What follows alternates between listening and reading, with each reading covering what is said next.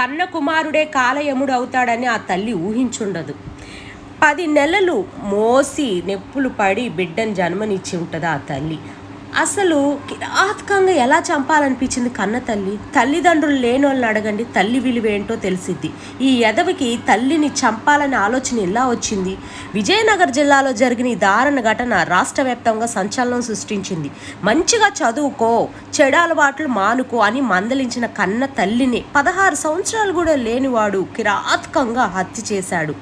Japan mafia సినిమాల ప్రభావం, చెడు స్నేహాలు, డాన్లా ఎదగాలని పిచ్చ ఆలోచనలు 2 మైనర్లను ఈ దారుణానికి దారి తీశాయి.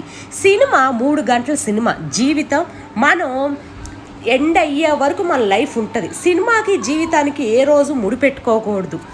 సినిమా అంటే ఎంజాయ్ చేయాలి, అంతేగాని సినిమాలో చూసి మనం నేర్చుకోకూడదు.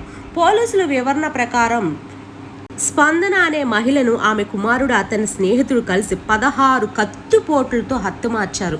అనంతరం మృతదేహాన్ని చెరువులో పడేసి ఆమె దగ్గర ఉన్న నగలు, బంగారం, డబ్బు తీసుకొని ముంబైకి పారిపోయాడు.